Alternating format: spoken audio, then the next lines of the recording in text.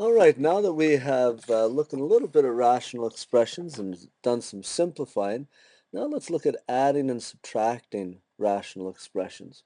Just before I go on to do some of those, you'll notice that in most, and I've referred to these before, there's these little icons that say your turn. I may or may not refer to those, but feel free, and after I've done a part of a concept, if you see one of those buttons, maybe pause the video and go try some questions from your text on that section. And then when you come back, hit play again and proceed to the next part. Okay, so we've done rational expressions a little bit. Now we're going to look for adding and subtracting them. As you know, when you add and subtract any kind of fraction, the key thing that you need to have is a lowest common denominator. So if I'm adding a half plus 3/4, I need to get the bottom number to be the same. Same thing with rational expressions where there's x's on the bottom. I'm needing to get the bottom or the denominators to be exactly the same. And so we're first going to look at finding lowest common multiples or lowest common denominators, and then using those to help me add and subtract rational expressions. Okay, to find lowest common multiples, often, say if I was wanting to find the lowest common multiple of 20 and 42, I purposely picked two harder numbers that you couldn't just see them right off the bat. But if I was wanting to do that, what I can do is I can express each of these as a product of their prime factors. So 2 times 2 times 5, that'll give me 20. 2 times 3 times 7, that'll give me 42.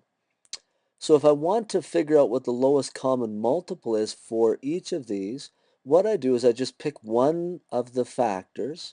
So I pick the 2 times 2 times 5, I wrote that down.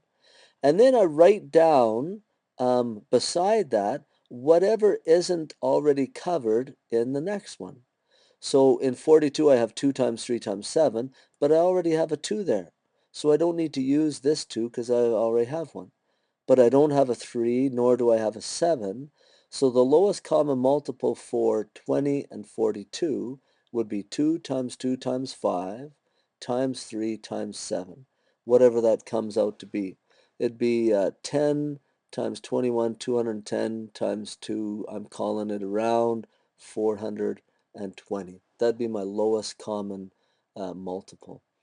So when we do rational expressions, adding and subtracting, or looking for lowest common multiples, we'll do the same kind of thing. So for example here, find the lowest common multiple of these. So for x squared, I'd have x times y times y times y times z times z. For this one, I'd have x times x times x times y times 3z's. So if I'm looking for a lowest common multiple, just pick one of these. We'll pick this one. X times y times y times y times z times z. And then add to that, or multiply to it, whatever is in here that isn't in there. So here I have two x's, but here I have 3. So I need another x. So I'll put another x there. Here I have 1y. I already have 3y, so I don't need to put another y there. Here I've got 3 z's. Here I only have 2, so I need to add another z. So the lowest common multiple for these ones would be x cubed, y cubed, and z cubed. Now when you look back at here, you can almost tell, you just, with these kind, you just sort of pick whichever number is higher, and that's going to be your lowest common multiple. All right, let's try some other ones. Here's one where I have some expressions or some quadratics, a couple quadratics and a linear expression there. So if I want to find the lowest common multiple, the first thing that I did over here was I factored them all out, figured out what all the factors were. Same thing here, figured the factors. So I'm going to do the same thing with this one. So I'll factor this one. It'll be x minus 6, x plus 1, I think. You can multiply and see if that's right. For this one, I'm going to have x plus 6, x minus 3. Done that one before. And for this last one, I'll have x minus 3, just as it stands. Now, just like I did before, I'm going to pick one. So I'll pick this one, and I'll write it down. So my lowest common multiple must at least include this. Now I'll look at the next one. I'll look here. An x plus 6. I don't have an x plus 6. Oh, did I factor that right? Yeah, that's right. I don't have an x plus 6, so I've got to include another x plus 6 from this one. So there'll be an x plus 6. And x minus 3, that isn't there, so I need to include an x minus 3. And then I'll look at the last one, and it's an x minus 3. Hey, I already have one. So this here will be my lowest common multiple. You can see that I was trying to actually get these two to be the same. But when you factor them, they don't come out to be the same. So maybe I should have changed the sign or something. Anyway, this would be my lowest common multiple. It looks long and big, but that'll be my lowest common multiple. So when I'm adding rational expressions, I need to have a lowest common denominator. I need to get a common denominator. In this case, I already have a common denominator, so I'm just going to simply add the top. Y plus 2y is 3y. 3 minus 5 is negative 2. Oops. And keep the denominator the same.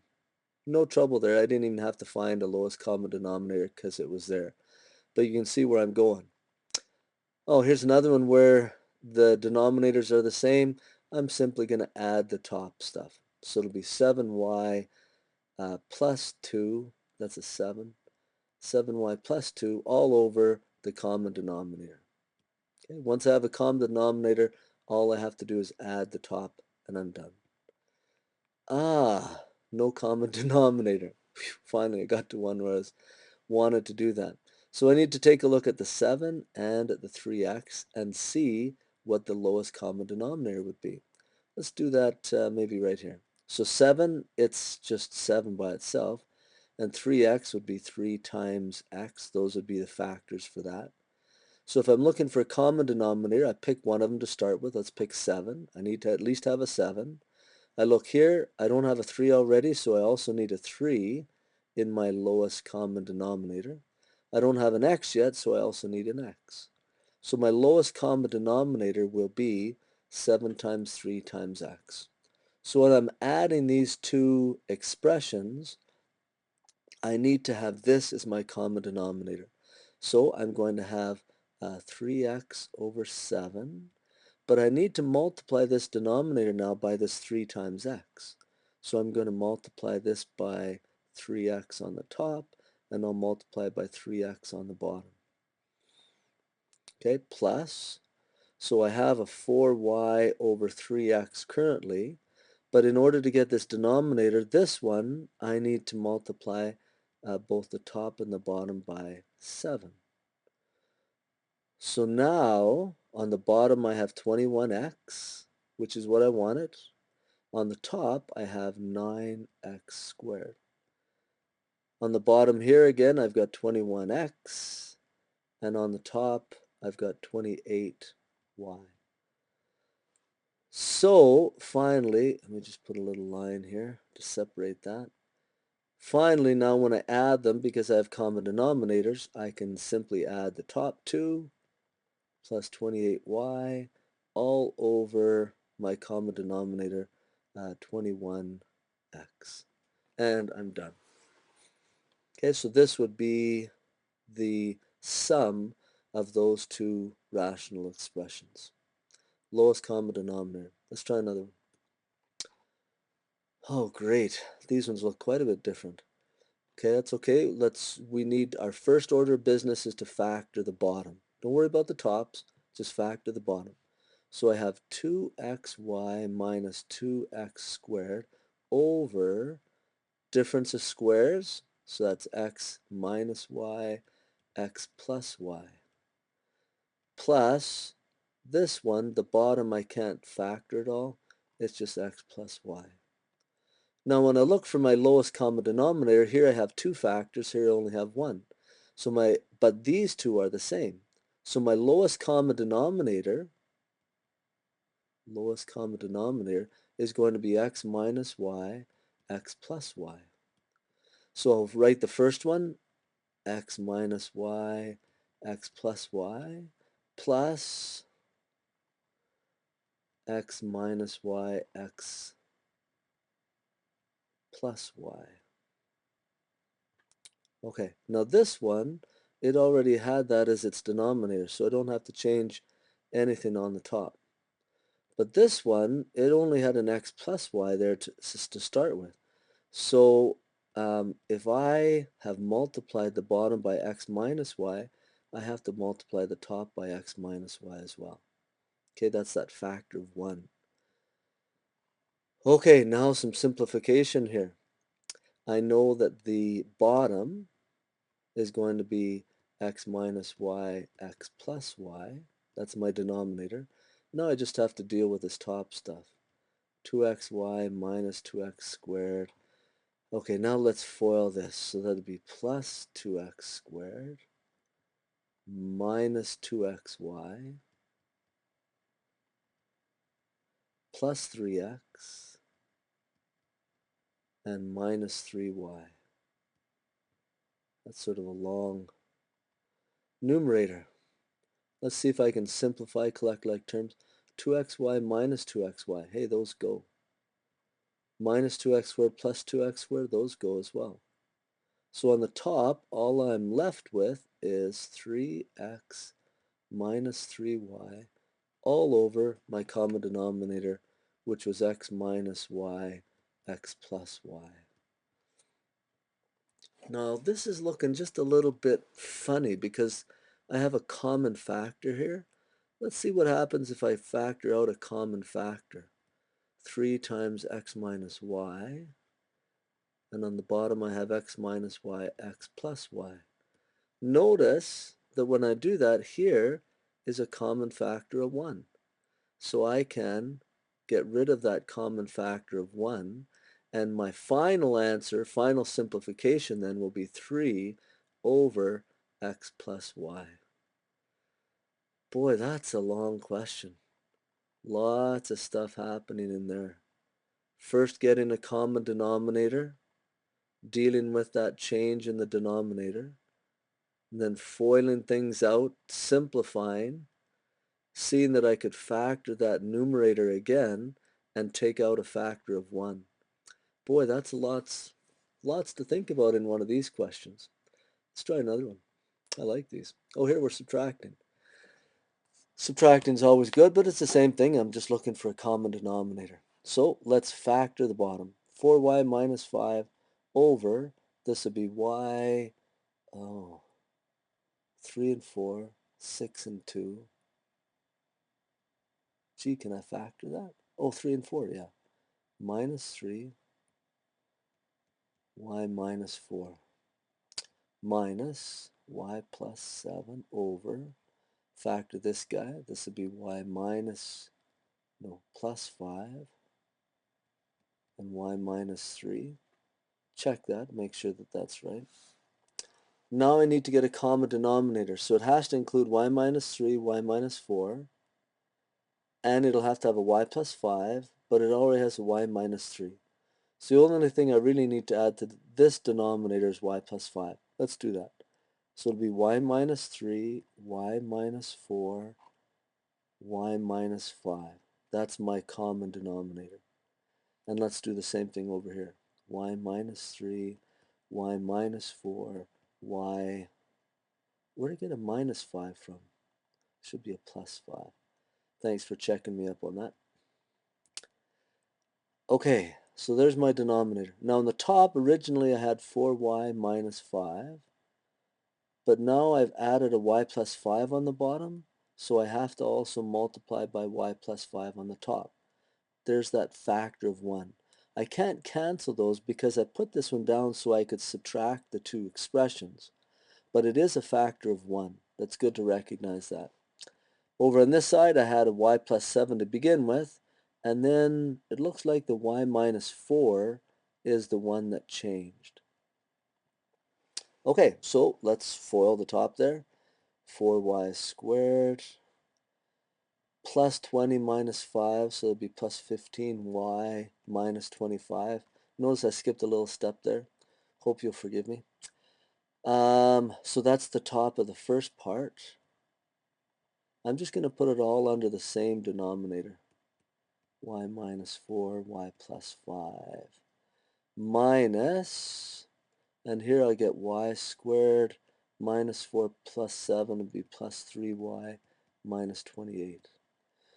Now notice that I put brackets on the top there. I put brackets there because any time that I am subtracting an expression, this negative does dastardly things to people. And I like putting these in brackets just so I can identify and say, hey, watch this. This one I commonly refer to it as the dirty, rotten, filthy, stinking negative. Steve Penny named it that just because it always catches people. So if I simplify the top here, I'll get 4y squared plus 15y minus 25. But now I have to take the opposite of everything in the brackets. So it'll be a minus y squared, a minus 3y, and a plus 28, all over that lowest common denominator, y plus 5. Okay, still going. Now I can simplify 3y squared plus 12y plus 3, all over the lowest common denominator. Again, that's lots of work. I'd probably look at this top and see if I could factor that. It's in a quadratic format, and then see if I could cancel anything. But in looking at it, 3 times 3 is 9. There's nothing that multiplies to 9 that also adds up to 12. And so I think I'm pretty confident just to leave the question at that point. There's another subtracting one just to get this one so it's a common denominator. Notice that these are the same except switched. Just a little trick that you can do there is that 5 minus x is the same thing. If I factor out a minus 1, it changes to a minus 5 plus x, or the minus 1 is x minus 5, which is the same as what's over here. But I can't just put a minus 1 on the bottom like that. I'd have to put the minus 1, include that with the top too. That's just a little trick that you can use to help solve that one. Anyway, so that is dealing with rational expressions and looking at lowest common denominators, lowest common multiples, and using those when you add and subtract expressions. I'd encourage you to try lots of questions again and give your instructor a holler if you're getting into trouble in any part. Feel free to rewind and play the videos as much as you can as you're going through the questions that might help you. Okay, talk to you later.